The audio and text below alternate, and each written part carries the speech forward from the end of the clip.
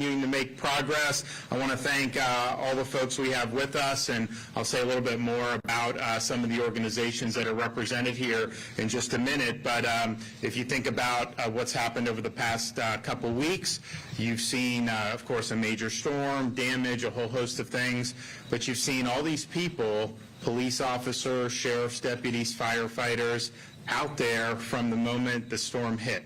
And they've been instrumental in the search and rescue efforts, which saved a lot of people and made, I think, over 2,500 rescues between our USAR teams. And I know in the local level, they were doing an awful lot. So it was really, really important. And then, of course, just doing the normal job to help bring stability to the community, restore order. All that stuff has been instrumental. And people do absolutely appreciate that. But I think sometimes people don't necessarily appreciate the fact that you may have a firefighter out there helping someone get out of their damaged home. That firefighter's home may have been destroyed too. A police officer's out there helping you with something that you have had to deal with. They may be suffering the same or more back at their place. And it's tough when you're having to go out there and serve the public, knowing that you've got a lot of issues that you have to deal with, but you don't have the luxury to put yourself first. You have to put the people that you're there to serve first, and that's what they've done. So we have, of course, you've done a lot on the response recovery. We'll continue to do that, but one of the things that we've been able to do is raise close to $45 million for the Florida Disaster Fund, and that's...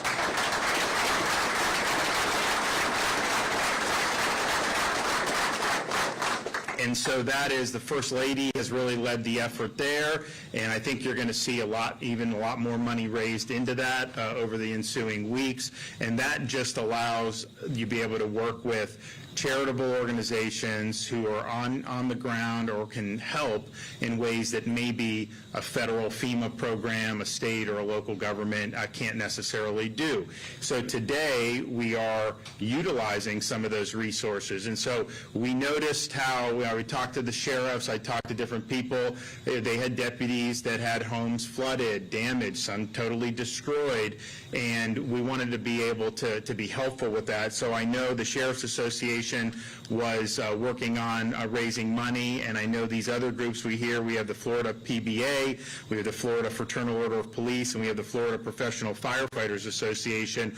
All have had members that have been impacted in one way or another, and all of those definitely have members whose homes were destroyed entirely as a result of this storm. So we wanted to be helpful with that. We knew they were busy raising money to help, and so we thought with the First Lady's support that we could make a difference. So today, I'm happy to announce $2 million towards those efforts for our first responders to help get them back on their feet from the Florida Disaster Fund. So you'll have $500,000 each to the charitable arms of the Florida Sheriff's Association, Florida PBA, Florida Fraternal Order of Police, and the Florida Professional Firefighters Association. So that's going to be a big deal.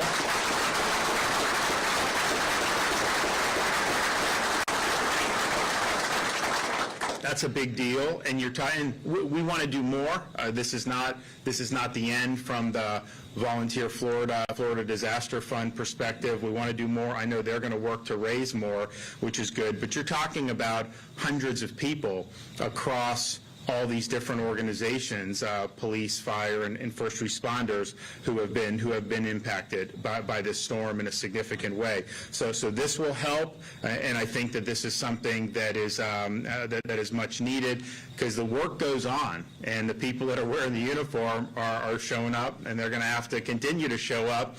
And so to be able to have folks in these organizations, and then of course with Florida Disaster Fund stepping up to augment those efforts, I think a lot of people really appreciate that, just to know that as they're out there fighting for us, that they've got people fighting for them. So we're proud to have been able to get a lot of support into this. I mean, I think it just shows the generosity of the people, not just in Florida, but throughout the United States of America, and we continue to have more folks that are going to want to step up. So if you're so inclined to want to help, the website is floridadisasterfund.org, floridadisasterfund.org. You can also text disaster to 20222. That's 20222. We are thankful for the First Lady for her work on this, and she's working more to talk to other businesses, other individuals who may be willing to help, and I think we're going to have some exciting announcements in the ensuing days and weeks with some major charitable organizations that want to partner to be able to meet the needs of the communities throughout Florida, but particularly here in Southwest Florida. So I'm excited to be here. We do have the checks. Where are those? Do we have the checks? Oh, right here. All right. So I'm going to hand out the checks. So let's see. Bill, you want to hold the sheriffs? Okay. PBA. For FOP. All right. And professional firefighters. All right. So why don't you guys show those checks?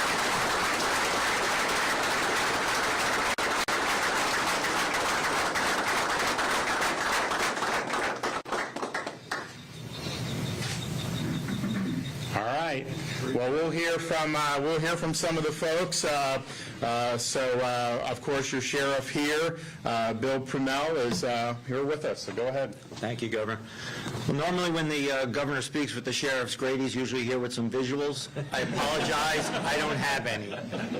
But I want to thank the governor. Time and time again, he has shown us how he's got the back of law enforcement and first responders, and this is just another example of that. I know he goes around the state and speaks, and I know when he speaks, his speaks aren't just words, they're actions. And I really appreciate that, because we are one team, and we have one mission, and that's to make Florida a great and safe place. And I think we do that together. Now, we've suffered a great loss here, but I can tell you from experience, I've lived through it before, we will bounce back, and we'll be stronger than ever. But that's because we have our community. And that's what we're looking out here for today, is our community, and we're going to bounce back from this. I know things look bleak right now, but I can promise you they're going to get better. They will get better, and we'll be stronger for it.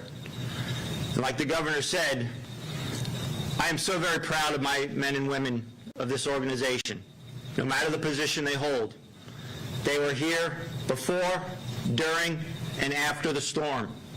They're responding to your needs, lending you a compassionate ear or a helping hand, all while many, actually most of my staff, suffered some kind of damage of some sort. And I have many who suffered great loss where they no longer have their houses, but they still came to work. Even when the cavalry came, my fellow sheriffs, they sent help to help relieve me, help relieve my deputies. I had to force them to go home because they wanted to be out there and they wanted to help, even though they know what they were dealing with at home. And I can tell you, it's hard. It is very hard to focus on these efforts knowing what your family is going through back at home and you're not there to help them. And I got to say, my wife, she's been a rock star. And I think she has learned so much about the insurance industry and contractors. I think Donna Barrett may give her a job over there at the CDBIA. So I want to thank all you guys, and especially I want to thank the governor. Governor, you've been great to us, and you're a great partner, and I really, really am blessed to have you as our governor. All right, thank you.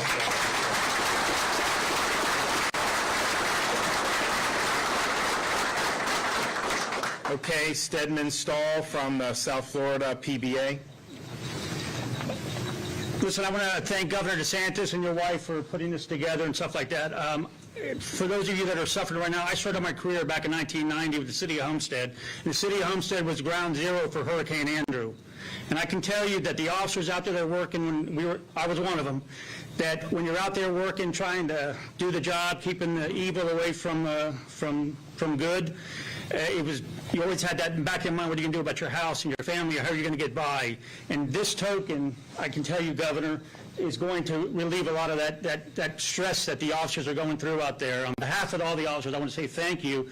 And like the sheriff said, it will get better. I was stunned how quick the recovery that has been done, because during Hurricane Andrew, it took months. I wish we would have had a Governor DeSantis back in 1992 when Hurricane Andrew hit.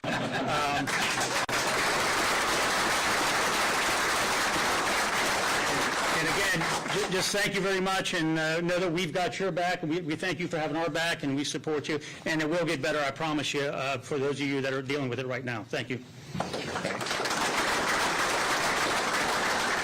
All right, Steve Zona, FOP.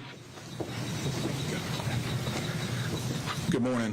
Thank you does not seem enough, Governor, to you and the First Lady for this gesture. I can tell you, I talk to my peers all around the country, and they wake up in the morning wondering what their governor or elected leader is going to do to them next. We don't have to worry about that in Florida. The governor backs law enforcement every single day, and especially during this storm. When Hurricane Ian was coming, we activated our National Disaster Relief Team and sent them down here to Florida to help feed the first responders and remediate over 100 police officers' homes that were damaged, many of them uninhabitable. And then we worried, how do we put those pieces back together for those police officers that continue to work every day? And this does that. This really does that. So again, thank you, Governor, and the First Lady. And I'm going to steal a line from one of my close friends that says, no man or woman stands taller when they bend a knee to help somebody else. So, Governor, you and your wife are standing pretty tall right now. We appreciate you. South Florida appreciates you, and I think all of Florida does. Thank you, Governor. All right.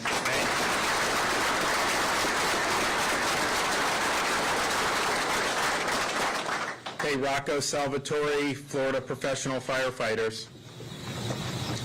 Thank you, Governor.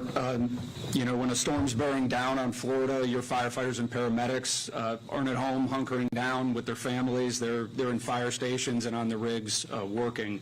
And sometimes,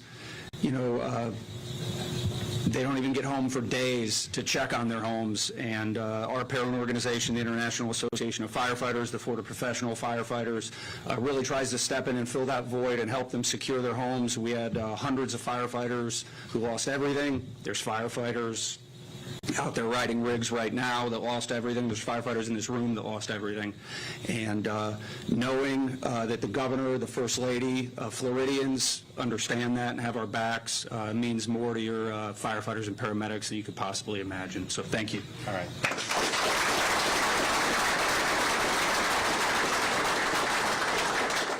So we're happy to be helpful on this effort. There will be many others, and there'll be a lot of announcements coming up. We've got a lot of great organizations that are in this fight, and it's some people are just here to some of the groups just come because they want to be helpful, but if there's folks that are really making a difference and we can augment those efforts, that's what this fund is for, and we want to be able to do that. So stay tuned for more announcements along these lines, and I told these guys, we will do more for them as well as those needs, and I'm sure the needs are going to outstrip whatever we just contributed and whatever they're able to raise in the relatively near term, and that's fine, and we'll be there because we understand how important it is, and we've got a lot of challenges, but I'll tell you, you show me a place where the people have responded with more resiliency than what we've seen here. I think that people have just been working hard. It's not easy, but you can kind of just say, oh, all hope is lost, or you can say, you know what,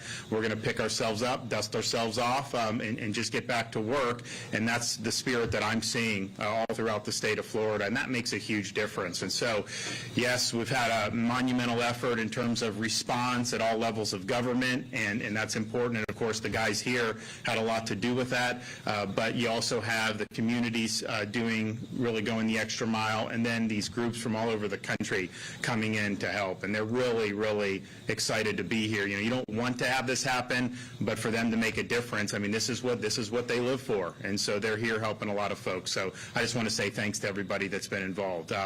Okay, with that, anything else we can do for you guys? Any issues? Any questions? Yes. This question would be more for the organization representatives. Is there a pre-existing program that this money is going towards, and will there be an application process for your members to ask for these grants? Everyone. Yeah, I can tell you with the Florida Sheriff's Association, we just had a board meeting earlier this week, and we've already set up a foundation for people to donate, and there'll be an application process for those Florida deputies who've been impacted by the storm to help get some relief. And I think that's true for all you guys, right?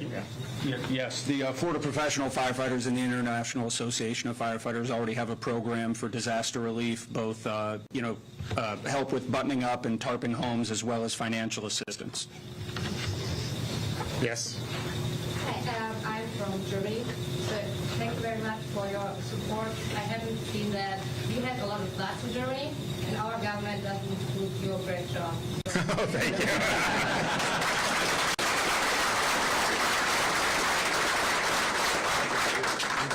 I spent over 7 days in Pine Island. I was in the area recovery group. It's a search and rescue group with mostly led by veterans. And we were in several places where I saw veterans, mostly over the 70s and 90s. They lost their trailers. And how can we as area recovery group go there and help them? Because we topped their houses and their help brought them water and stuff, supported law enforcement, but that's only a Band-Aid. Well, so, no, I think it's great, and thanks for helping the people in Pine Island. I think most of you remember that the morning after the storm, that bridge had been severed from the island, and those folks were basically being told by at least some officials, hey, get off the island because, there's not going to be anything being brought there. We don't have the bridge. Well, they reached out to me a couple days after the storm, said, is there anything we can do?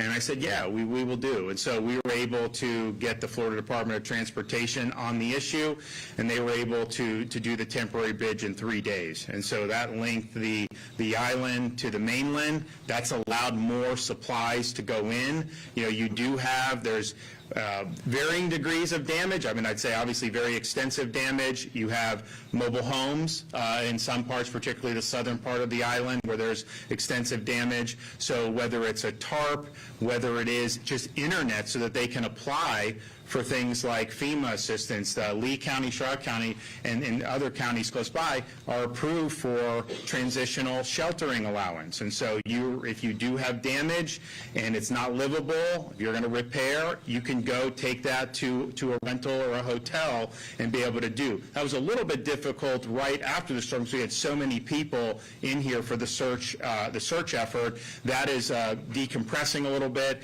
We have a lot of people now doing debris removal and all that. But the bottom line is now we have easy access to the island to be able to deliver relief. Had a massive numbers of trucks that have gone across for electrical, because if you saw, there'd be just poles snapped in half. Maybe not as bad as Sanibel, which has got hit before, but I mean, it was significant. So they're having to reconstitute some of the infrastructure for the power, and they're getting that done. I think it's going to be the center part, like where all the commerce is, and then they're going to work, and I think the southern part of the island had more damage. But we have trucks. It's run by LCEC, but you've got Duke Energy and these people there, massive surge of trucks to be able to get there. So I think getting that reconstituted, and now with the right-of-way being there for a week, it was actually, we opened it last Wednesday, so a week after the storm, it was open. That's a huge, huge thing. They are eligible, of course, for tarping. They're eligible for the Army Corps has a program. I'm not sure how that blue roof program that they do works on a mobile home or not. It all depends on kind of how you have doing it. But the bottom line is they were having to boat stuff in Now they're able to convoy things in, and so that's going to make a huge, huge difference. But I am optimistic from the reports I had, that you're going to have really good power there this week, sometime between now and the weekend, and that's going to make a huge, huge difference. They have sent the Starlink satellite internet for people to be able to get on Wi-Fi, so if you go to like a pod on the island, you can go and log in and do that, and that's just people are applying for FEMA assistance, all these other things, that's just the way to do. But, a lot of the residents came up to me after we did the bridge, when we announced that, and basically said, because of what the state of Florida did, that we've saved the island. Because if we had not done that, the island just would have basically died, because they would have been weeks and weeks without enough services to be able to do it. And so, look, that's just, I think, at the end of the day, when you're doing these things, my view is you got to have a sense of urgency. Of course, the search and rescue was first in, but as that's going on, you got to look to see how you can do other things in parallel to that. You don't wait till that's over and then decide to do other stuff. So that's what we've done in parallel, have been working. So you're building the bridge while they were still doing 72 hours after search and rescue. They're working on plans for the bridge. And that, I think, is allowing this to go quicker than it otherwise would. I've had people tell me that they had bridges in other states that took years to even do a temporary bridge. And so just imagine how devastating that would be for Pine Island. Just imagine how devastating that would be for Sanibel, to not have all those trucks now in Sanibel that we were able to do with the temporary repairs there. And those repairs are going to be open to the public relatively soon, probably in another week or 10 days, I think the 21st of October. And hopefully, if they can accelerate, of course, we want to do it as soon as possible. But we were helicoptering in people to do electrical and stuff, which is fine, but you don't get enough equipment by helicoptering them in. We were barging people in, which is fine, but you don't get enough there. We actually were working on an amphibious landing craft like the Marines use to bring tanks to just load up electrical trucks, and so that was that actually probably would have happened today, but we were able to do the causeway 2 days ago, and that was a beautiful sight. You saw massive numbers of trucks pouring into there. So I think that those kind of key infrastructure, getting those, having such good progress early, keeping with that then sets the foundation to be able to do a lot of other stuff. It's a lot easier to fix your own personal property, if you have stores open and power and internet and all that other stuff. You don't have that, you don't have adequate transportation to get off your own island, then all that stuff becomes much more difficult. All right, we will see you guys soon. God bless everyone. Hang in there. We'll be back.